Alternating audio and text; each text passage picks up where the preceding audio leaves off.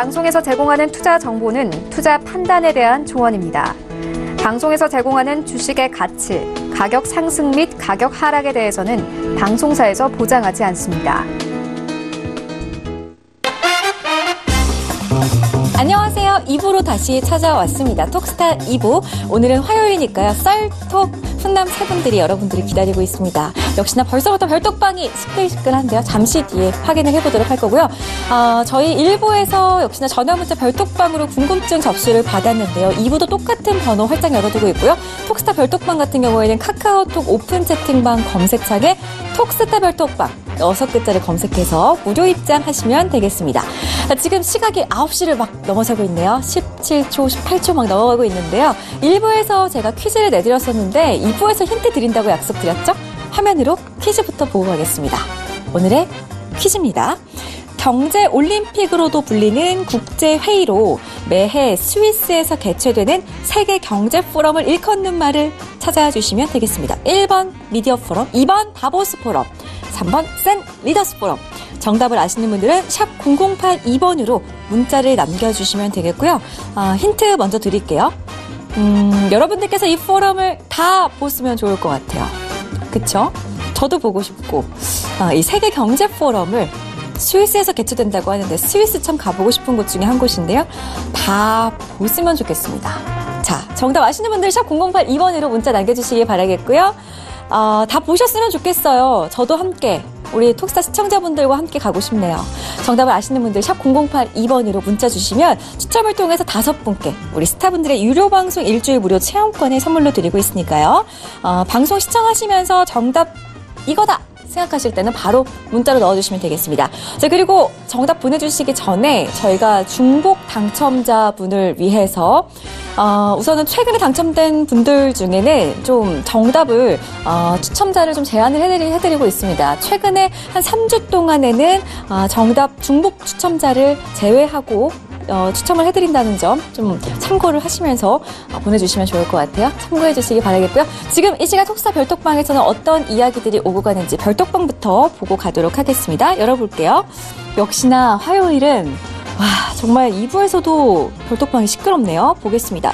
체리베리님께서 먼저 오셨어요. 오늘도 출첵.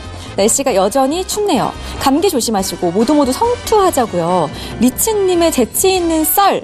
오늘도 잘 볼게요. 리치님 화이팅! 민재님 미모는 나날이 상승 중이라고 하셨어요. 제 미모와 함께 시장도 좀 쭉쭉 올라가면서 시장에 올라갈 땐 제 미모도 더욱더 상승하는 그런 날이 왔으면 좋겠습니다. 우리 체리베리님 감사드리고요.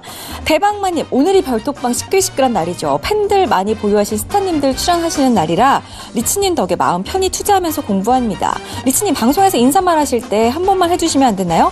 안녕하세요. 도도리치입니다. 이렇게요. 그럼 오늘도 좋은 방송 부탁드려요. 라고 하셨어요. 뭔가 라디오 사연 같고 참 좋네요. 잠시 뒤에 리치스타님께서 꼭 이 말을 기억하셨다가 이 말씀을 기억하셨다가 안녕하세요 도도리치입니다로 인사를 해주시기 바라겠습니다.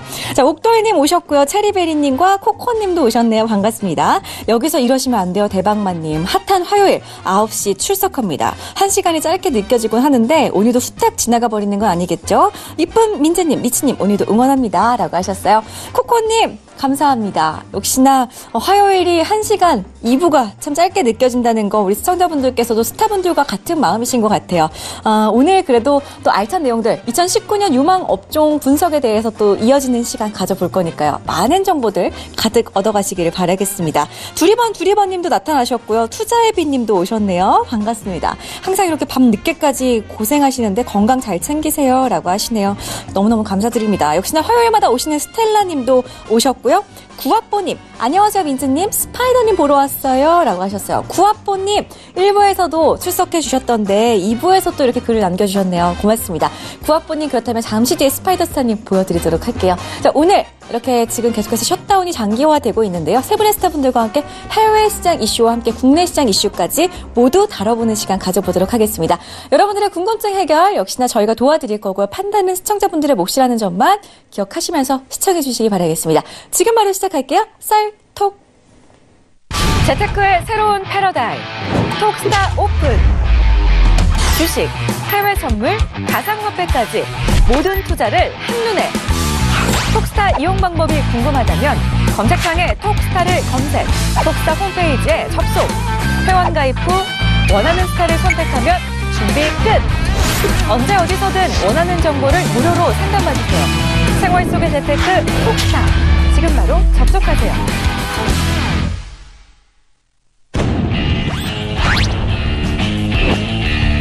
성장 가능성이 큰 종목에만 투자하고 해외 경제 시황을 기반으로 안정적이고 높은 수익률을 보여드리는 리치스타입니다.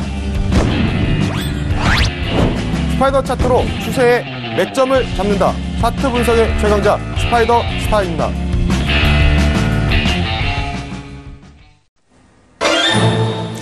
네, 안녕하십니까. 예, 썰톡의 김보스타입니다. 자, 오늘 일단 아까 퀴즈 보니까 다보스 포럼과 뭐 잭슨홀 미팅 뭐 여러 가지 회의들이 많이 있죠. 많이 있는데 잭슨홀 미팅부터 해가지고 참 많은 그 1년 중에 행사들이 있습니다. 근데 잭슨홀 미팅은 8월에 하고요. 그리고 지금 항상 연초에 하는 그 회의가 있습니다. 그 회의를 우리가 시청자 여러분들이 잘 골라주시면 좋을 것 같은데 잭슨홀 미팅하고 이 회의하고 약간 차이점이 좀 있어요. 잭슨홀 미팅 같은 경우는 약간 그 연방은행, 연준은행, 그 다음에 우리나라의 한국은행 해가지고 그 주요 이제 각국 중앙은행 수장들이 모이는 그런 회의고요. 다보스 포럼은 뭐 여러 가지 돈을 뭐 내고 하는 행사고, 그 밖에 뭐 유럽에서도 포럼이 있고, 뭐 우리나라에서도 무슨 행사가 있고 막 포럼이 있는데, 이런 여러 가지 회의들, 포럼들, 뭐 이런 것, 의제가 항상, 근처에 있는 의제들이 항상 나옵니다. 바로 셧다운 같은 게 아마 이번에 나올 것 같아요. 셧다운, 그 다음에 미중 무역 협상. 그래서 그런 것들을 한번, 유심하게 관찰해 보시면서 진행하시면 좋은데, 안타깝게도, 이 포럼에, 이 회의에, 트럼프 대통령이 못 가요. 못 가기 때문에, 안타깝습니다. 예. 오히려 이제 시장에는 이런 얘기가 있습니다. 시장에 오늘 이제 속보로 뜬 기사 아까 살짝 봤는데요. 셧다운이 오히려, 경제에 이득이 되고 있다. 이런 얘기가 있습니다. 그 이유는 이제 이런 것 같아요. 그 이유는 아무 말도 안 하고 있으니까 셧다운돼서 뭐 또 정책이 통과되지 않고 있으니까 경제 해가 될 정책들이 통과가 되지 않고 있기 때문에 상당히 지금 오히려 이득이 되고 있다. 뭐 이렇게 얘기를 했는데 이게 뭐 단기적인 거겠죠. 장기화됐을 때 과연 이게 좀 문제라는 거고요. 그래서 이런 부분들 참 시장에 안 좋은 점, 국내 시장의 호재 악재 지금 혼재에 있는데. 사실 요즘에는 호재에 조금 더 잘 반응하고 있습니다. 조금 더 잘 반응하고 있기 때문에 시장이 지난주에 저희가 좀 어떻게 될 것이다, 어떻게 보는 게 좋다라고 얘기 드렸는데 또 이게 금방 바뀌거든요. 그래서 이번 주도 이번 주 기준에는 또 어떻게 또 보고 계신지 한번 이 두 분의 스타와 함께 주제를 가지고 한번 핵심으로 한번 파고 들어보겠습니다. 한번. 자, 먼저 제 오른쪽에는 리치 스타님 모셨습니다. 안녕하십니까? 안녕하십니까? 네, 제 왼쪽에는 스파이더 스타님 모셨습니다. 안녕하십니까? 네, 안녕하십니까. 리치사님. 자, 네. 뭐 일주일 동안 뭐 시장이, 뭐 가파르게 올라올 것처럼 하다가. 가파르게 올라온 척 하면서 완만하게 올라왔다가 이제 위에서는 살짝 조정을 받는 그런 네. 모양새를 펼치고 있죠. 일단 뭐 중국에서 GDP 안 좋게 나왔음에도 불구하고, 물론 네. 중국에서는 좋게 나왔다고 얘기해요. 왜냐면 네. 중국 목표치는 6.5%였는데, 2018년 6.6이었으니까, 네. 자기들은 잘했다. 근데 이 6.6을 믿을 수가 없단 말이죠, 도대체. 일단은 어쨌든 간에 뭐 믿을 수 없다 해도 결국에 나오는 거 가지고 판단을 하니까 네, 나오는 거 가지고 그렇죠. 판단하는데 일단은 지금 이제 GDP가 나오고 난 다음에는 별 영향이 없다가 오늘 영향을 받았어요, 오늘. 네. 오히려 그 말들이 오늘 더 이슈화 되면서 IMF가 세계 글로벌 경제 시장의 경제 성장률 자체를 조금 하락 낮췄죠. 세팅에 좀 낮췄습니다. 그러다 보면서 그 말이 나오면서 중국 얘기가 쑥 나오면서 중국을 시작으로 해가지고 연쇄적으로 다른 국가들도 다 덩달아서 싸잡아서 묶어서 좀 낮춰버리는 이런 성향이 좀 나왔는데요. 일단은 뭐 대외 증시가 불확실성이 조금씩 사라지고 있는 건 사실이나 중국의 제조업 지표도 무시할 수는 없다. 이 부분이 좀 있을 것 같아요. 어쨌든 중국은 제조업 지표가 가장 중요하고 그다음 뭐 GDP가 가장 중요하긴 하지만은 그거를 상향할 수 있는 지표가 제조업 지표죠, 결국에는. 그러다 보니까 일단 중국의 제조업 지수 자체가 조금 위축되는 거 아니냐 이런 얘기도 좀 나오면서 오늘장 그리고 뭐 미국 시간으로는 미국의 야간 선물 자체가 조금 많이 하락하는 그런 모습을 보여줬는데 일단은 뭐 그래도 조금 불확실성은 좀 제거됐다. 왜냐면은 많이 조금 낮아졌다. 제거됐다고 할 수는 없겠네요. 왜냐하면 미중 무역 전쟁이 완전하게 타결을 한 건 아니기 때문에 이제 브렉시트의 가상끈은 그냥 쏙 들어가 버렸죠. 영국에 대한 어제 이제 오늘 새벽 12시였죠. 메이 총리가 연설도 한 것도 있었는데 플랜 B로 나가겠다. 이런 게 있었는데. 뭐 플랜 B도 뭐 사실 대안은 없어요. 네, 제가 대안은 없는데 그나마 시장에서는 조금 듣기 좋은 거죠. 예, 플랜 B가 그나마 듣기 좋은 거였거든요. 그러다 보니까 그래도 뭐 다른 쪽 안 하고 플랜 B로 하겠다. 뭐 이런 거를 조금 듣고 난 다음에 시장에서는 그나마 조금 안도한 감이 있었는데 갑자기 이제 오늘장 우리나라장 이제 개장하고 난 다음에 뭐 IMF가 조금 글로벌 세계 경제 성장률 자체를 조금 또 하향 조정하고 그리고 이제 중국의 GDP를 또 꺼내면서 제조업 지표까지 같이 꺼내면서 계속 안 좋아진 걸 좀 안 좋아진 걸 계속 부각을 시켰어요. 그러다 보니까 이제 우리나라 증시도 오늘 좀 하락을 좀 많이 하다가 막판에 이제 외국인이 조금 수급해서 돌아오면서 다시 이제 조금 회복하는 모습을 보여줬는데 일단은 그래도 저는 이렇게 생각합니다. 그래도 장이 지금 이 정도 눌린 거는 눌린 것도 아니다. 라고 저는 생각이 됩니다. 뭐 눌릴 때마다 저는 오히려 더 좋은 종목들이 더 많이 나오지 않을까 이렇게 생각이 됩니다. 그러면 약간 긍정적으로 좀 보고 계시는 것 같고. 네. 자, 그럼 이제 스파이더스타님. 일주일 동안 뭐 그래도 스파이더스타님이 얘기했던 그 차트를 딱 제가 딱 대봤을 때 소폭 올라왔단 말이죠. 네. 그래서 이번 주 참 궁금합니다. 어떻게 얘기해 주실지. 그래서 관련해서 뭐 인사 말씀과 함께 뭐 간단하게 코멘트 한번 해주시죠. 네, 일단은 저번에 이제 차트를 좀 보면서 말씀을 좀 드리도록 하겠습니다. 저번 주에도 제가 말씀을 좀 드렸었는데 지금 차트를 잠깐 보면 저쪽에 좌측에 보이는 게 이제 종합주가 지수죠. 그래서 저번에 이제 저희가 박스를 쳤던, 여기 보시면 박스를 쳤다가 무너졌던 이 자리에 저항을 맞으면서 이제 못 뚫고 있죠. 이 자리가 저번 주에 제가 말씀을 드렸던 게 종합주가 지수 2132포인트를 넘어갈 경우에는 1700 바로 위쪽이죠. 그러니까 2170포인트. 여기까지 단번에 갈 수 있다. 하지만 못 넘길 경우에는 재차 조정이 나올 수 있다라고 말씀을 드렸고 우측이 지금 선물지수예요. 똑같죠? 네, 모양이 이제 똑같은데 어차피 종합주가지수에서 200개를 빼서 만든 게 저희 선물지수이기 때문에 차트는 똑같습니다. 우량주 200개가 들어가 있는 거기 때문에.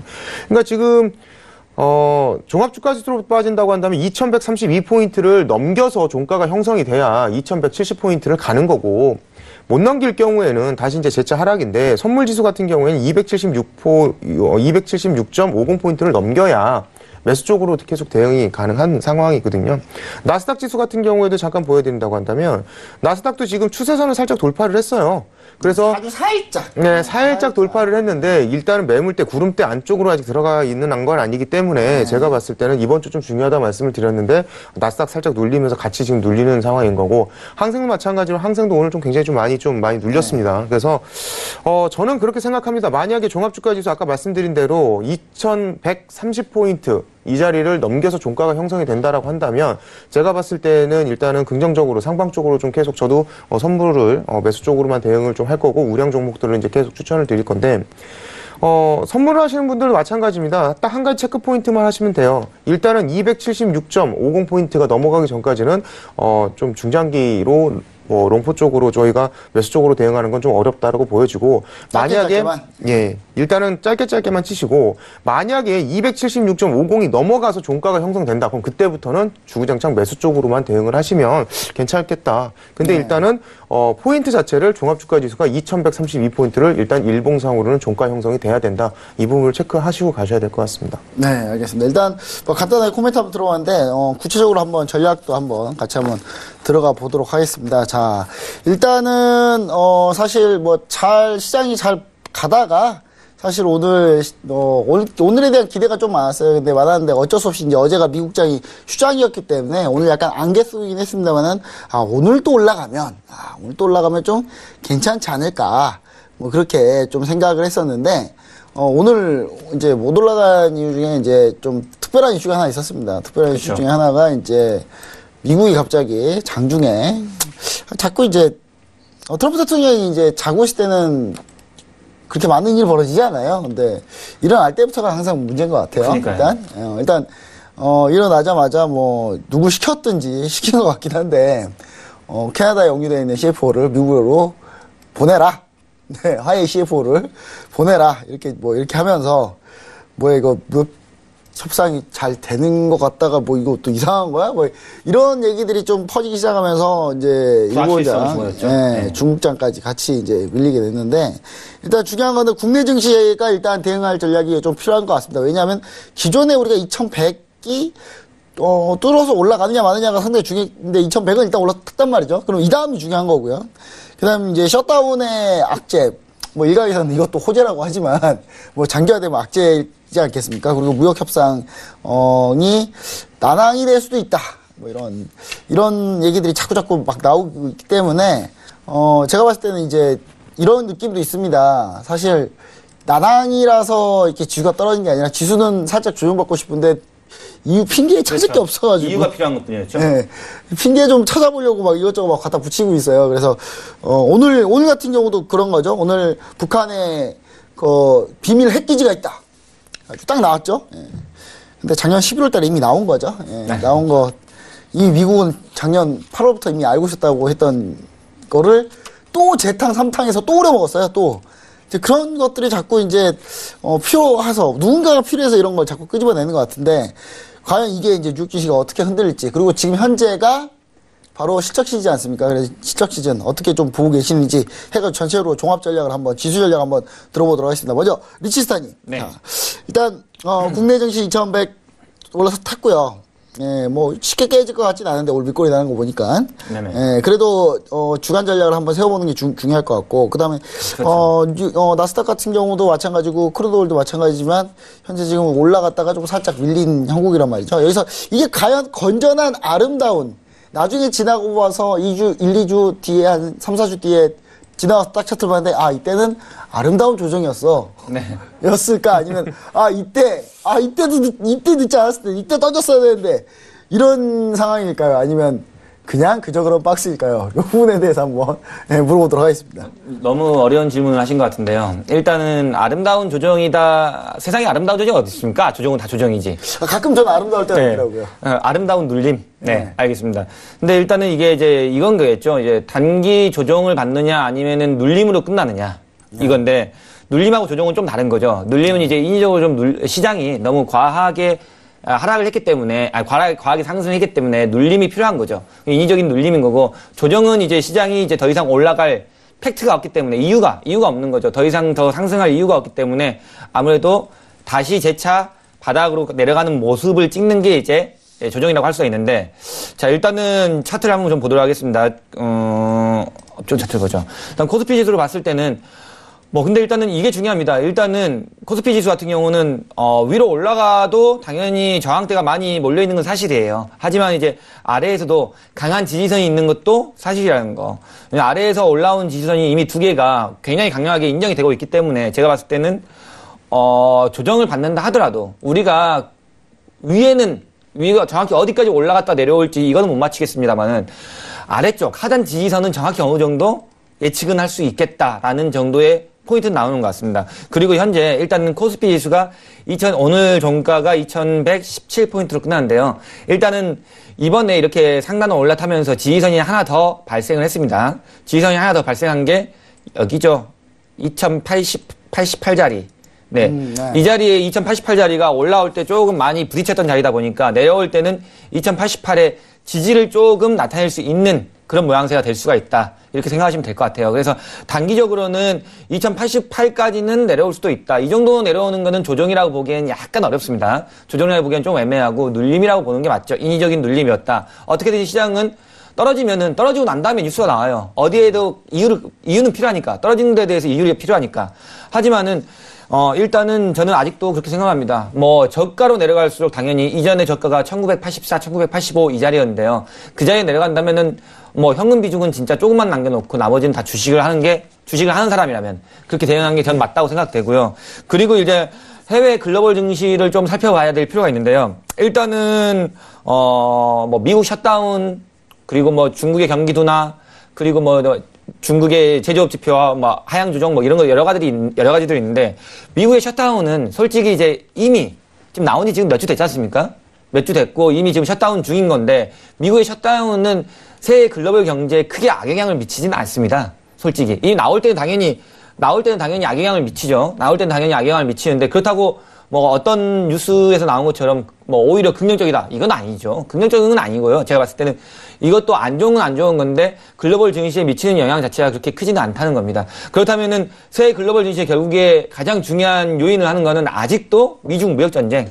오늘 장도 마찬가지로 미중 무역 전쟁에 대해서 약간 의구심이 드는 그런 기사가 좀 나온 게 있었고요. 그리고 두 번째로 조금 안 좋았던 것들이 뭐였냐면은 IMF의 조금 세계 경쟁률 하향 조정, 그리고 중국의 경제 둔화를 우려하는 목소리들, 이런 것들이 좀 나오면서 시장이 조금 중국장이 전 세계 증시를 좀 끌어내렸다, 이렇게 좀 생각하는 게 맞을 것 같습니다. 홍콩 증시도, 그러니까 항생도 마찬가지로 어느 정도 반등을 좀 하고 싶어하는 모양새가 보였으나 중국장이 오늘 장중 내내 계속 전저가를 계속 갱신하는, 그러니까 지지가 나오는 척하다가 밀려버리고, 지지가 나오는 척, 굉장히 오늘 어려운 까다로운 장이었습니다. 지지가, 중국장도 지지가 약간 나오는 척하다가 저가 갱신, 지지가 나오는 척하다가 저가 갱신, 그러니까 굉장히 까다로운 장이었고, 그러다 보니까 우리나라 증시도 같이 좀 추락하는 모습을 보였습니다. 하지만 우리나라 증시는 이제 막판에 외국인이 매도세를 조금 유지하다가 막판에 매수세로 좀 돌아서면서 어느 정도 아래꼬리를 조금 달아주는 모습을 보였죠. 그래서 일단은 그 부분은 좀 긍정적이라고 바라볼 수가 있고요.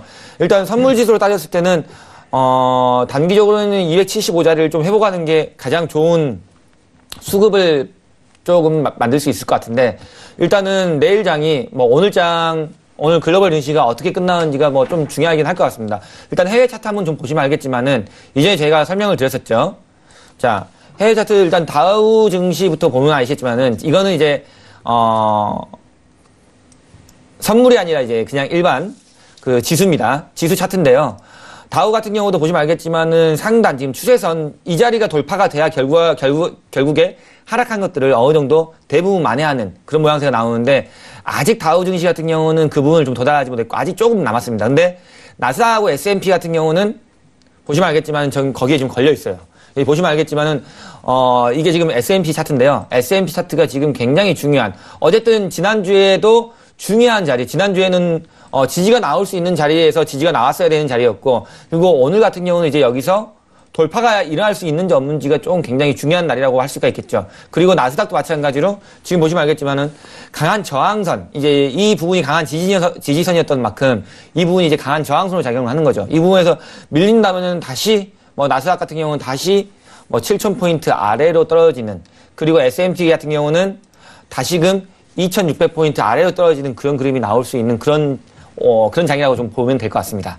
그래서 제가 봤을 때는 당분간은 시장을 그래도 아직까지는 막 적극적으로 접근할 필요는 없을 것 같습니다. 보수적으로 접근을 하되 가장 눈여겨봐야 될 거는 미중 무역 전쟁, 그리고 이제 중국의 경기 둔화에 대한 그 시장의 코멘트들, 이 부분들을 가장 눈여겨보면서 시장을 대응하는 게 좀 더 맞지 않겠느냐, 저는 이렇게 보는 게 좀 더 현명한 투자라고 생각이 됩니다. 네, 알겠습니다. 일단 오늘 시장을 봤을 때는 상당히 좀 이제 혼재되어 있는데, 그래도 우리나라 증시가 그래도 강했어요. 네, 솔직한 얘기로 뭐 중국이 이 정도 불렸는데 우리나라가 이 정도 버텼으면 상당히 강한 거거든요.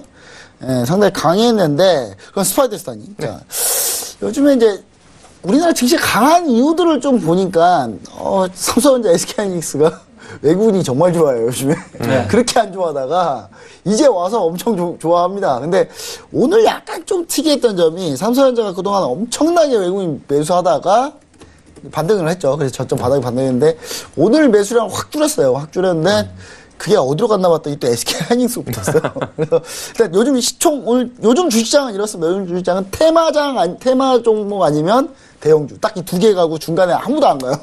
요즘 장은 그러는데, 이런 시장에서 그럼 우리나라 증시가 조금 더 강할 수 있을지, 해외 증시보다요, 조금 더 강할지, 아니면 좀 동조화돼서 좀 같이 갈 건지, 뭐 이 부분까지 한번 코멘트 해주시면, 이 부분도 좀 얘기를 좀 해주시면 참 좋을 것 같네요. 한번 얘기 한번 부탁드립니다. 일단은 시장이 좀 복잡할 때는 시장을 굉장히 단순하게 좀 생각하시는 게 좋아요. 네. 그러니까 수급을 특히 주식을 하시는 분들이 이제 수급을 많이 보시는 분들이 어떤 이제 수급이 이제 급변화할 때 굉장히 좀 많이 혼란을 겪게 되고, 그 다음에 항상 말씀드리는 거지만 나스닥 지수가 빠진다라는 거는 우리나라 코스피 종합주가 지수가 빠진다라는 거, 코스피 종합주가 지수가 빠진다라는 건 삼성전자나 SK하이닉 같은 우량주 종목들이 빠진다는 얘기예요.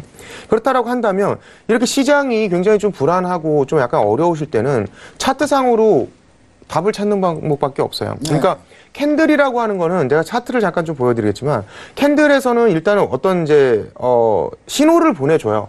지금 장이 우리가 어떤 이슈들을 다 알 수 없지 않습니까? 뭐 일단 국내적으로 삼성전자가 어떤 악재가 있다, SK하이닉스 뭔가 악재가 있다. 하면 차트에 이제 그렇게 반영돼서 그렇죠. 근데 나오는 차트는 미리 그걸 얘기를 해준단 말이죠. 차트는 일단 우리는 올라가고 싶어라고 말을 좀 해주고 있는 거예요. 단지 얼만큼의 이제 조정이 얼만큼 올 것이냐, 눌림을 얼만큼 줄 것이냐. 근데 이것도 고민할 필요가 없는 게 그냥 5일이평이 깨지면 11일평 만나러 가는 거니까 선물 지수로 따진다라고 한다면 지금 지지가 딱 두 군데가 있는 거예요. 그러면 이 사이에는 지지가 없는 겁니다. 첫 번째로 그냥 270포인트의 지지가 선물 지수 같은 경우는 270포인트가 여기 11일평에 지지가 하나 있다고 보시면 되는 거고 이 자리가 깨지면 그냥 당연히 지사 매물대가 있고 여기 지금 지지가 여태까지 매물대가 저항 지지를 받았던 이 자리 266포인트의 지지가 있는 거예요. 그러면 단순하게 생각해서 내일 만약에 5일이평 아래쪽에서 만약에 시가가 형성된다. 그럼 매도를 치시면 되는 거고. 그렇죠? 그죠? 간단하게. 예. 아주 간단하게 생각하시면 시장을 어렵게 생각하실 필요가 없습니다.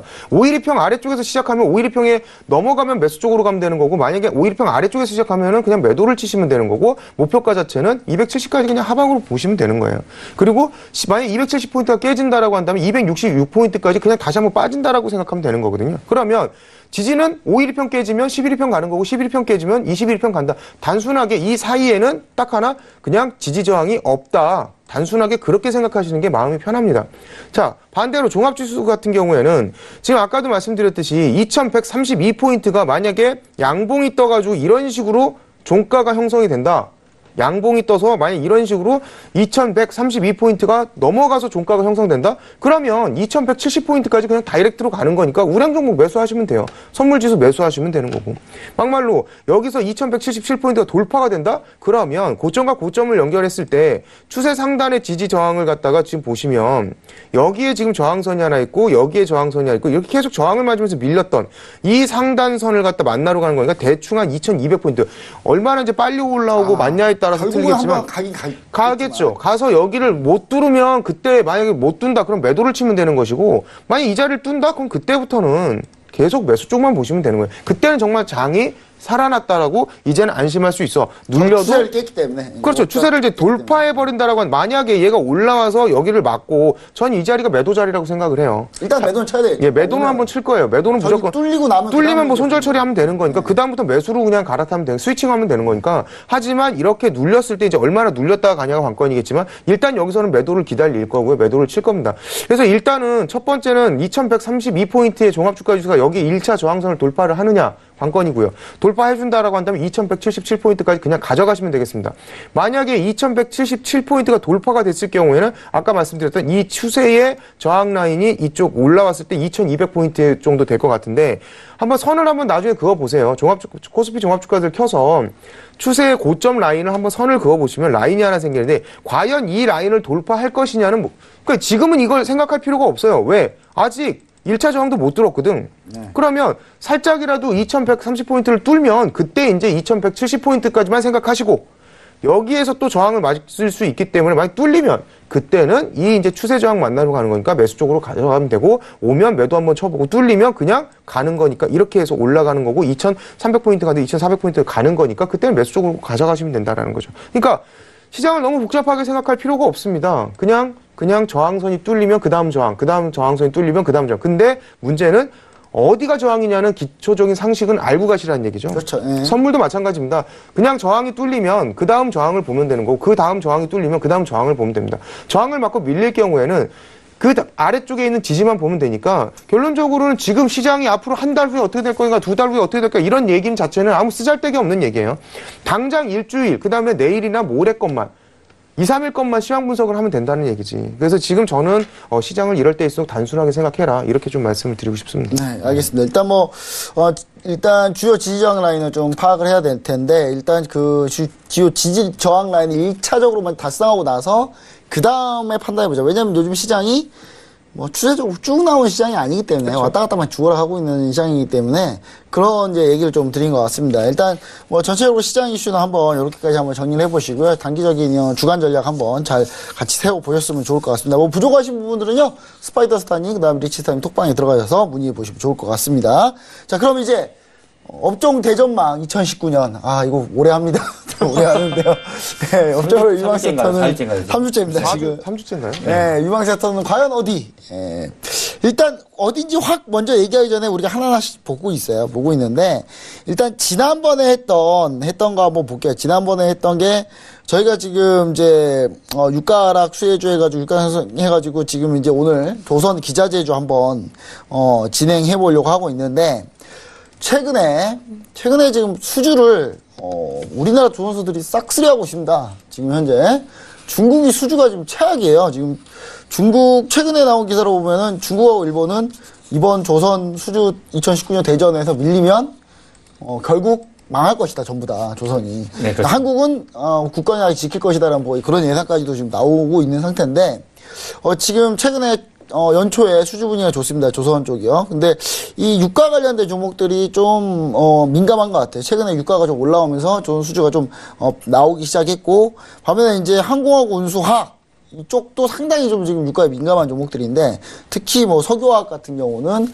유가가 급등했을 때는 또 안 좋았다가 또 빠지면 좋았다가 또 너무 많이 빠지면 또 안 좋고 그 다음에 정유 관련 종목들은 유가가 올라야 좋고, 뭐 이런 종목들이 각각 편차들이 좀 있습니다. 그래서, 이 종목들을 한번 전체적으로 한번 좀 보는 그런 상황을 좀 해봤으면 좋겠는데, 일단 유가 관련주들, 조선부터 정유 화학까지 한번 해가지고, 어떤 종목들, 특징적으로 볼만한 종목이 있을지, 아니면 뭐, 전망이 한 어느 정도 좀 될 건지, 이 부분까지 한번 볼게요. 먼저 리치스타님 먼저 계속 한번 해볼게요. 자, 리치스타님. 자, 이 조선 화학, 항공, 운수, 뭐 이쪽으로 유가 관련주들 한번 쭉 보면은 네네. 어떻게 좀 봐야 될까요? 일단 유가 관련주 봤을 때 일단 5일 흐름도 뭐 같이 좀 보긴 해야 될 텐데 네. 뭐 어떻게 앞으로 예상하고 계신지. 일단은 오일이 이전에 42달러까지 찍었을 때 그때 우리가 이제 저희가 방송을 했었죠. 방송을 했을 때 오일이 더 떨어지긴 더 어렵다라고 말씀드렸고 오일은 매수 쪽으로 진입을 해서 보셔야 된다고 말씀드렸는데 지금 오일이 이제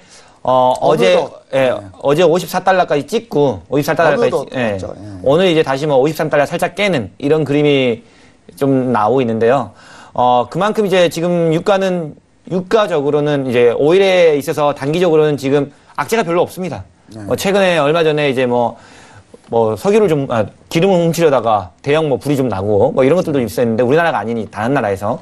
근데 일단은 그거 말고도 베이커 유지의 이제 채굴 장비가 조금 감소했다는 것도 좀 나왔고요. 이제 지난주 또 급감했어요. 예, 급감했어요. 그러니까 보통 어느 정도 좀 감소했다 그러면 한 10개 이 정도 감소되는 게. 제가 이제 유가가 42달러 찍을 때쯤 그쵸. 베이커 유지 시공수가 안 줄어가지고. 네, 그렇죠. 근데 제가 그때 얘기를 드렸던 게 어떤 얘기를 드렸냐면 저거 일단 뚫어놓은 거 파야 되지 않겠냐. 뚫어놓은 거 갑자기 유가 떨어지니까 덮어. 네. 그럴 수는 없으니까 한 3, 4주 뒤에는 급감할 거다 했는데 급감했어요 드디어. 네. 일단은 그러다 보니까 오일이 이제 바닥에서 이제 지지난주까지는 별로 지표가 좋지는 않았습니다, 오일이. 그런데도 불구하고 오일이 계속 상승세를 좀 이어갔습니다. 그 이유가 베이커 유지의 채굴 장비가 좀 감소한 거, 그리고 쿠싱 원유 자체가 좀 긍정적으로 작용했던 점, 이런 부분들이 있어서 오일이 좀 상승하면서 오일의 관련주들, 말 그대로 정유주들은 조금 올라왔고요. 그리고 조금 올라왔습니다. 네, 아주 많이 올라오진 않았습니다. 왜냐하면 정유주들이 여기서 올라오려면은 오일이 더 안 올라도 돼요. 이 정도 가격대를 유지를 좀 하고 있어줘야 돼요. 너무 밑으로 빠진다는 네. 그런 갑자기 급락할 수 있다 이런 것만 없으면 되겠죠. 맞습니다. 여기서 이제 급락만 하지 않는다면은 오일 급락만 하지 않는다면은 뭐 필두라는 SK 하이닉스, 뭐 S-오일, 하나케미칼, SK 이노베이션. 네, 죄송합니다. SK 이노베이션. 네. SK 하이닉스는 아니죠. 네. SK 이노베이션 그리고 뭐 S-오일 그리고 뭐 하나케미칼 관련주들 이런 종목들은 전부 다 정유 관련주기 때문에 이런 종목들이 좀 더 상승을 이어갈 수 있을 것이고요. 반면에 이제 석유화학 종목들 같은 경우는 떨어질 수밖에 없겠죠. 오일이 비싸지면 비쌀수록 자기네들의 마진이 좀 안 좋으니까요. 그리고 이제 오일이 올라가면 올라가서 또 안 좋아지는 건 또 이제 항공 관련주들이 또 조금 안 좋아집니다. 왜냐하면 유류세가 올라가니까. 그럴 수밖에 없겠죠. 근데 일단은 제가 봤을 때는 중장기적으로 본다면은 조선 기자재 이쪽이 지금 바닥에서 좀 많이 올라왔거든요. 조선 기자재가 바닥에서 많이 올라왔는데 조선 기자재가 그래도 좀 더 올라가지는 않겠냐 이런 생각은 합니다만 네. 지금 따라가라는 얘기가 아니죠. 지금은 이제 이미 조금 올라와 있는 상태니까 지금 요즘에 장이 자꾸 업종 테마가 순환되고 있는 모양새예요. 그러니까 뭐 이쪽 강했다가 네. 다음엔 다른 쪽 강했다가 옛날 강세장 같은 경우는 한 테마가 1, 2주 막 지속하는 이런 끌고 가는 형국을 보여줬는데 지금은 한 테마가 3일을 넘기는 게 별로 없어요. 한 3일, 4일 지나면은 확 이틀만 올라도 네네. 많이 가고. 그러니까요. 진짜 요즘. 그러니까 많이 가면은 3, 4일 이 테마가 올라가고 그러니까 이제 배틀을 그래서 제가 좀 짧게 어떤 테마 관련 업종에 대한 테마 관련주를 한다면은 배틀 좀 짧게 가지라고 말씀드렸는데 그 이유가 어느 한 테마가 장을 이끈다 싶으면은 그 테마가 3일을 넘기기가 좀 힘듭니다. 그 다음에 또 테마가 또 바뀌어버려요.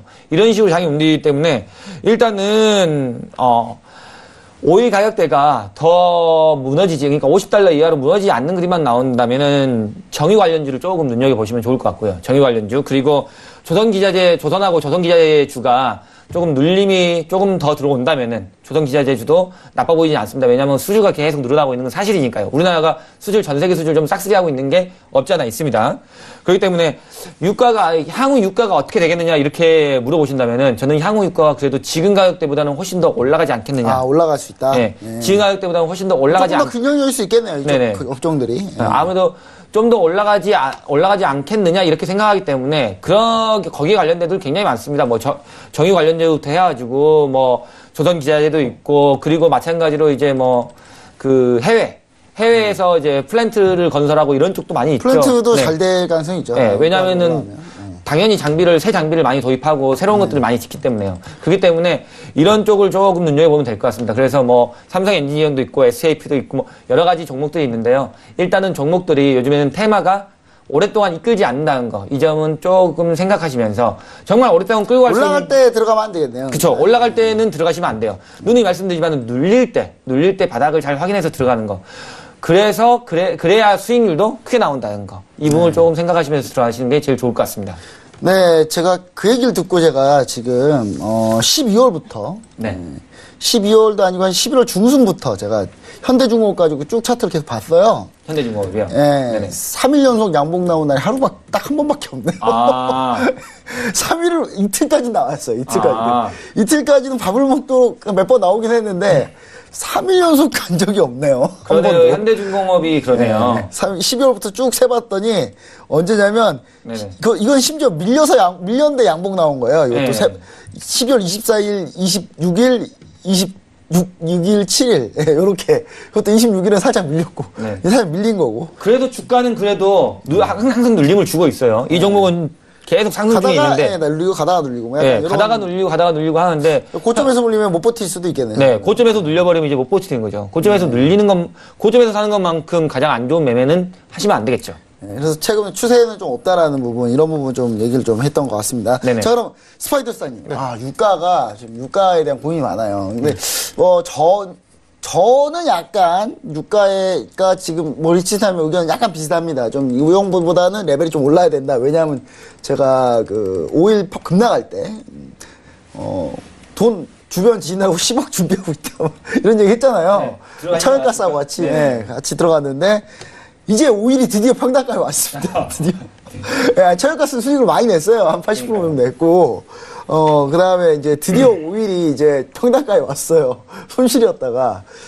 근데 이제 다른 쪽에 이제 전문가 계시던 분들은 주로 한 얘기들은 뭐 오일이 올라가 봐야 뭐 셰어를 품으면 되니까 못 올라간다 뭐 이런 얘기도 많이 있는데 일단 오일에 대한 전망과 간단하게 이제 종목도 혹시 볼만한 게 있는지 그 코멘트 한번 해주시면 좋을 것 같네요. 일단 뭐 뭐든지 차트가 얘기를 해주죠. 네. 그래서 일단 뭐 마찬가지로 차트를 한번 보시면서 얘기를 해야 될 게 일단은 매물대죠. 예, 키스마크 저항에 걸려 있습니다. 일단 61일평, 그러니까 저항이 지금 여기 몇 개가 있냐면 크루드 오일입니다. 일단은 61일평의 저항을 못 뚫고 있는 상황이고 지금 저항을 막고 있는 상황이에요. 그러니까 돌파를 못했어요. 이 녹색선이 지금 61일평인데 일단 구름대 일목균형표상의 지금 구름대 저항을 못 뚫었고요. 두 번째 61일평을 못 뚫었습니다. 거기에 지금 12월 4일부터 생성된 지금 매물대 여기 54.46의 매물대를 지금 못 뚫고 있습니다. 결론적으로는 만약에 돌파가 된다면 마찬가지입니다. 항상 시장을 단순화 하셨으면 좋겠어요. 오일은 직전에 매물대를 갖다 전부 다 소화를 하고 54점 그때 좀 매물대가 좀 길었어요. 좀. 그러니까요. 예. 여기 자체가 너무 높아요. 그럼부터 너무 높기 때문에 한 번에 올라가기는 좀 어렵지 않을까요? 그러니까 저는 돌파라고 보진 않아요. 그러니까 시장을 이걸 돌파한다, 내려간다라고 보지 말자라는 거지. 돌파하면 매수하면 되는 것이고 저항 받으면 좀 기다리시면 된다는 얘기예요. 근데 이거를 굳이 싸워서 이기려고 하거든. 내가 어떠한 분석을 해서 차트상에서는 매매하지 말래잖아요, 지금. 저항이니까 매도 치지 말라. 지금 저 차트를 보니까요, 제 평단가가 이해가 되네요. 제 평단가 좀 정말 많이 싸웠던 저 자리예요. 저는 그렇게 생각이 들어요. 스푼 자리네요. 스푼 자리네요. 네. 저희가 지금 요즘에 제 방에서 항생 요즘에 매매하고 있어서 오일을 좀 안 보고 있는데 제가 매주 수요일 날, 그러니까 내일이네요. 내일 이제 오일을 저희가 매매를 하게 됩니다. 지표 나온 날. 예, 항상 오일 지표를 저희가 타기 때문에. 네. 근데 지표 때 저희가 매주 수요일 날 무방을 여는데 내일 아마 공개 방송을 하니까 들어오실 분들은 들어오셔서 한번 구경하셔도 좋을 것 같은데 오일은 그냥 54.50이 뚫리면 매수. 네. 못 뚫으면 그냥 계속 눌림 주는 거니까 아래쪽 내려와서 11일평의 지지를 받을지 아니면 21평의 지지를 받을지는 모르겠으나 정말로 얘가 상승으로의 전환이 맞다면 일단 구름대 안쪽으로 들어가서 선투까지 올라가야 되는 거고 구름을 뚫어야 돼요. 그때부터 올라가는 거겠지만 저는 오일에 대해서는 지금 올라간다 내려간다는 코멘 이거를 지금 좀 약간 좀 달고 싶지가 않아요. 우리도 상승 하락 한번 하는 거 좋을까? 다음부터는? 약간 저기서 일단 주요 저항 라인 일단 한번 뚫고 보자. 그렇죠. 여기를 일단은 이 54.40을 뚫어야만 이 차트 자체가 지금 위쪽으로 갈 수 있는 거고 문제는 여기를 이제 언제 뚫냐가 관건인데 내일 이제 저희가 만약에 돌파가 된다면 이제 한 2, 3일 동안 매수 쪽으로 보유하겠죠. 그게 그렇죠. 몇인지는 모르겠으나 일단 기본적으로 만약에 돌파된다면 저는 최소 목표가는 한 57.75까지는 무조건 간다고 봐요. 아, 57. 일봉상 종가가 뚫리거나 장중에 만약 저 자리가 뚫린다면 54.450이 뚫린다면 저는 57.75까지 직전에 매물대 키스마크 저항이었던 이 자리까지는 무조건 올라갈 수 있다라고 판단되기 때문에 저 자리에서 수익 청산하기 시작하면 되겠네요. 그렇죠. 뭐 거기까지 58.16으로 하겠습니다. 그러니까 대충 한 300틱 정도가 더 올라간다고 봐야죠. 그래서 근데 저는 이것 또한 단타 쪽으로 뭐 시장을 대응을 하는 게 좋지 않겠나. 그러니까 구름 안쪽으로 들어가면 무조건 올라간다고 보여지는 거기 때문에 기본 목표가는 57점 한 7호 정도로 잡으시는 게 맞고 만약에 돌파를 못하면 매수를 들어가지 마셔야죠. 그리고 오일이 정말로 상승을 이어지면 여기를 돌파하면 왜 매수라고 제가 말씀을 드리냐면 오일이 과거 데이터로 봤을 때 상승할 때 모멘텀을 한번 보죠. 얘네들이 올라갈 때 61일평의 지지를 받으면서 올라갔어요. 올라갈 때 그쵸? 한두 번 지지를 받은 게 아니라 계속 너 무너졌다 하더라도 구름대가 안 깨지고 61평을 살리고 구름대가 안 깨지고 61평을 살리고 그러면서 계속 상승 모멘텀을 61평을 지지를 받다가 한번 세게 깨니까 그냥 바로 세게 깨다 보니까 와장창 무너져 버렸잖아요. 그러면 지금 마찬가지 반대지 61일평을 돌파해서 안착하는 모습이 나오고 양봉이 나와준다라고 한다면 그때부터는 매수 쪽으로 가져가셔야 된다는 거예요. 그러니까 오일 같은 경우에는 굉장히 차트를 중요한 라인이네요. 중요한 라인이죠. 그래서 간단하게 생각하세요. 시장이 복잡할 때는 간단하게 생각하시면 됩니다. 54.50이 일봉상 돌파가 되면 무조건 매수 쪽으로 가져가서 57.75까지 가져가시고 수익 형성하시면 되겠습니다. 네, 알겠습니다. 그럼 조선 기자재 관련주는 뭐 특별히 뭐 볼만한 종목이 있었을까요? 아니면 뭐 이렇게 거기가 오일이 아직 평가하기 좀 이르니 아직 종목은 아직 보유하시고 계시는지 그 얘기도 한번 좀 어떤 거요? 오일 관련 정유주나 정유주요? 조선주 뭐 이런 거 일단 보면 중공업 차트도 마찬가지였지만 저는 사실 중공업 그러니까 조선기자재라든가 네. 지금 뭐 조선주는 네. 건들지 않았으면 좋겠어요. 차트가 보시면 삼성중공업 같은 경우에는 더 갈 수도 있지만 빠질 수는 양쪽이 다 열려 있어요. 네. 중간 정도 있네요. 지금 그러니까 딱 차트상으로 이런 애매한 왜 제가 시장에서 좋은 자리에서 싸워서 우리가 싸움을 안 걸면 얘네들은 그러니까 우리가 싸움을 걸면 언제든지 받아줘요. 근데 왜 안 좋은 자리에서 싸우냐는 거지. 대신 안 걸면 상대 안 해주죠. 계속. 상대 안 해주잖아요. 그러니까 우리도 상대하지 말자고. 우리 군이 우리만 상대만 안 하면 되는 아니 거예요. 왜 괜히 들어가서 계란으로 바위치기를 하냐는 거예요. 이거 지금 봐봐요. 현대중공업, 삼성중공업, 현대이프조선. 아니 얘네 뭐 지금 대우조선해양 다. 봐봐요. 한진중공업 같은 경우에 지금 차트 완전 역배열에 지금 들어갈 자리 전혀 없어요. 이거 지금 한진중공업은 요즘에 이제 바닥이 없잖아요. 수비쪽으로 날아간다 뭐 이런 얘기 있으면서 파산한다. 한진중공업 있어서 떨어지는 칼날을 받지 마세요. 얘 같은 경우에는 지금 한진중공업은 지금 61일평 아래에서 계속 60일 저항 맞으면서 빠지고 있고 구름대도 못 뚫고 모멘텀 자체가 없어요. 한번 급등 나왔다고 또 타시는 분들이 아니요. 저는 얘가 61일평을 돌파하기 전까지는 아예 쳐다도 보지 말라고 말씀드리고 싶고요. 현대 미포조선 같은 경우에 마찬가지로 지금 못 들어가죠. 지금 당장 올라가도 이상할 게 없고 지금 당장 빠져도 이상할 게 없어요. 여기서는 그냥 뭐 아니면 돕니다. 이거를 분석해가지고 내 말이 맞지 않냐라는 뭐 이건 뭐 내가 봤을 때 말도 안 되는 얘기인 거고 어려워요. 그냥 코에 걸면 코 걸려 귀에 걸면 귀 걸려 이렇게 상승세 좋은데 이렇게 장 안 좋을 때 이만큼 올라가는데 더 못 올라갈 것 같아요? 그럼 올라갈 수도 있겠죠. 아니 이렇게 올랐으면 싼 고점 저항 먹고 밀릴 수도 있겠죠. 그럼 내려갈 수 있는 거예요. 이건 코에 걸면 코 걸리고 귀에 걸면 귀 걸립니다. 얘는 아예 쳐다보지 마십시오. 마찬가지예요. 대우조선해양도 지금 똑같잖아요. 현대 미포조선하고 똑같아요. 올라갈 수 있고 내려갈 수 있고 양pak 다 열려 있단 말이에요. 일단 눌릴 때까지 기다리는 게 우리는 낫죠. 저 같은 경우에는 왜 도박을 하죠? 이거는 건들면 안 되는 거고 삼성중공업도 마찬가지입니다. 얘네 세 명이 다 지금 똑같아요. 삼형제야. 다 똑같아요. 위도 열려 있고 아래도 열려 있고 현대중공업 마찬가지잖아요. 지금 여기가 저항대인데 자 보시면 원래 저희가 기술적 분석으로는 고점 하나, 고점 둘, 고점 셋 하나, 둘, 셋 원래 매도예요. 원래 우리 그렇게 배우잖아요. 그러면 돌파되면 슈팅이 나오겠지만 만약에 이거 못 뚫으면 또다시 쭉 어디까지? 12만 원까지 그냥 한 번에 빠질 수 있단 말이지. 그러면 얘 같은 경우에는 지금 조선주 같은 경우에 들어갈 게 없습니다. 결론적으로 말씀드리면. 근데 기자재도 마찬가지예요. 결론 비싸게 돼 있어요 지금. 차트가 말해주기를 니네 이거 건들면 큰일 나라고 얘기해 주잖아요. 그러니까 차트가 건들지 말라지 않습니까? 예, 웬만하면 조선주, 그 다음에 조선기자재는 안 건드렸으면 좋겠습니다. 네, 알겠습니다. 일단 뭐 유가 자체도 아직 좀 애매모호한 시기에 와 있으니까 만약 유가가 돌파하면 사실 추가로 돌파할 수 있습니다. 근데 그거는 그렇죠. 저항선 돌파하고 나서 그때 좀 보자. 뭐 이런 얘기로 도박 좋아하시는 분들은 하셔도 되죠. 네.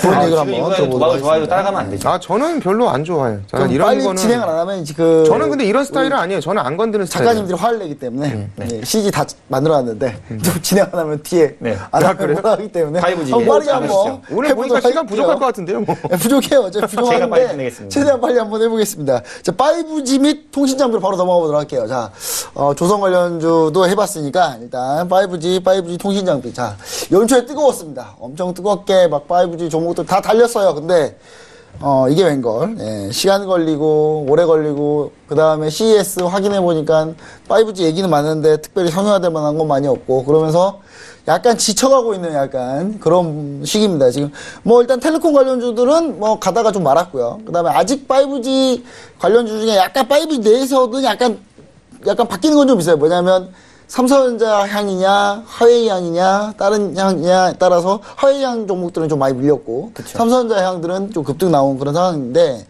지금 이제 과연 5G 관련주들이 과연 앞으로 어떻게 될지 운명이 어떻게 될지 좀 올해내로 5G 하는 건 맞는지 전 이것도 약간 의심스럽긴 한데 자꾸 4.5G 거쳐야 된다 이런 얘기도 하고 있기 때문에요. 그럼 이제 먼저 리치스타님 뭐 네네. 간단하게 한번 코멘트 하시고 다음에 5G 다시 한번 그렇죠. 하죠. 일단은 제가 봤을 때는 5G 관련주들이 모두 다 상승했냐? 그건 아니에요. 이것도 네, 예를 안 들어 갔어요. 네, A, 안 B, C 이렇게 한 그룹이 한 3가지 정도 나눠졌습니다. 그래가지고 A 그룹은 쭉 올라가 있고 B 그룹은 올라갔다가 좀 떨어져 있고 C 그룹은 별로 올라가지도 않았고 그러니까 5G도 5G 내에서 올라가는 종목들만 올라가는 이런 모양새가 펼쳐졌는데요. 대표적인 게 뭐 와이소 같은 게 안 올라갔고 그쵸. 올라가다 말고 와이소 같은 경우- RFHRC 올라가는 게 오이솔루션. 그렇죠. 이런 식으로 좀 나와져 있는데 5G가 일단 정부 정책으로도 좀 밀고 있는 있습니다. 근데 5G 근데 요즘에 수소차한테 밀려가지고 네. 도대체 수소차가 다 빨아먹었어요 진짜 네, 돈을. 네. 네. 일단 5G들이 일단 지금 바닥에서 많이 올라와서 지금 어느 정도 지금 뭐 따라갈 수 있는 종목들이 있는 건 아니에요. 그렇기 때문에 제가 봤을 때는 이렇게 생각이 합니다. 일단은 이미 충분한 상승한 종목이 많이 있는 그런 테마예요. 그러다 보니까 조정도 충분히 나올 수 있는 구간이라고 저는 생각이 돼요. 5G 테마를 볼 바에야 조금 시간을 좀 거쳤다가 어느 정도 뭔가 생산적인 뉴스가 나올 때, 생산적인 요인이 나올 때, 그리고 악재를 수반하지 않는 재료가 나올 때 좀 다시 타보는 게 좋을 것 같고요. 아직은 지금 좀, 여기서 네. 이제 지금 당장 접근보다 좀 네. 시간을 두고 접근하되 올해 내로는 5G가 또 한번 갈 수는 있다. 또 보시나요? 약간 갈 수는 있을 것 같아요. 왜냐하면 네. 정부 정책으로 좀 밀고는 있으니까. 일단 한번 약간 네. 눌린 다음에 한번 보자. 네네. 이것도 지금 현재 너무 핫하니까 핫한 종목들 같은 경우는 많이 사실 눌린 지금 상태. 이제 제약바이오나 화장품, 생활품, 생필품 이런 쪽이 이제 테마가 안 돌아온 테마이기 때문에 이런 쪽 테마가 이제 돌아올 확률이 차라리 높죠. 그쪽으로 접근이 네. 좀 낫다. 지금 당장은 좀 보기 좀 어렵다. 뭐 네네. 이렇게 결론 짓고 다음 주에 한 번 더 할게요. 알겠습니다. 자, 그럼 이제 스파이더스타님, 자 5G 관련주들, 5G는 안 간 정보도 분명히 있습니다, 있기는. 근데 이거 이제 다음 주에도 하나요? 다음 주에 살짝 연장선상에서 살짝만 할게요. 저 그때까지 안 건드려요. 알겠습니다. 네, 그때까지 건들지 마라 끝. 네, 그때까지는 일단 정답인 것 건들지 같네요. 마라. 네. 다음 주까지 5G 건들지 마라 끝. 예. 알겠습니다. 지금 들어갈 다음 자리가 주까지는- 없어요. 예. 사실은 왜냐면 이제 테마가 요즘에 수소차 경협주가 다 잡아먹은. 근데 수소차도 이제 곧 안 될 때문에. 겁니다. 네. 예, 오늘 수소차 사실 오늘 많이 밀렸습니다. 네, 오늘 많이 그래서 밀렸고요. 저 G3 종목 회담 얘기 추가로 좀 하자면 월요일 하던 제가 G3 종목 회담에 이엔코리아 9,500원 게임 매도다. 9,500원에 수익 청산했습니다. 아, 진짜 잘했습니다. 9,500원 수익 청산해서 뭐 많이 수익은 못 냈지만 일단 뭐 수소차 관련 코멘트도 좀 마무리 짓고요. 그다음에 5G 같은 경우는 다음 주에 한번 추가적으로 좀 더 할 텐데 일단 5G가 여러 섹터가 5G 내에서도 가는 종목들이 세 분류로 나뉘어 있기 네, 세 때문에 그룹으로 나눠져 있습니다. 딱 정확하게 분류해 주셨어요. 세 분류 나뉘어 있다는 거. 그 세 분류에 대해서 우리가 한번 다음 주에 한번 정확하게 다시 한번 얘기를 한번 해보도록 할게요. 그럼 여기까지 해서 저희가 준비한 내용은 마치도록 하고요. 바로 민재과 있게 마이크를 넘기도록 하겠습니다. 네, 오늘 유쾌하고 명쾌한 세 분과 함께 했습니다. 여기서 인사드릴게요. 고맙습니다. 자, 퀴즈 정답도 한번 맞춰볼게요. 화면으로 확인해 보시죠. 오늘의 퀴즈였죠. 정답은 2번 다보스 포럼이었습니다. 정답 맞추신 분들 공개할게요.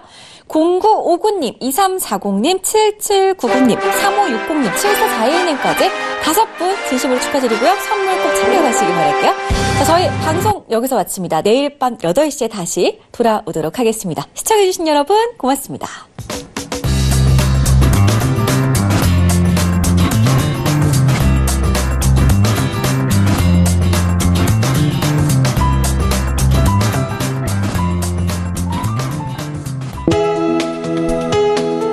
본 방송에서 제공하는 투자 정보는 투자 판단에 대한 조언입니다. 방송에서 제공하는 주식의 가치, 가격 상승 및 가격 하락에 대해서는 방송사에서 보장하지 않습니다.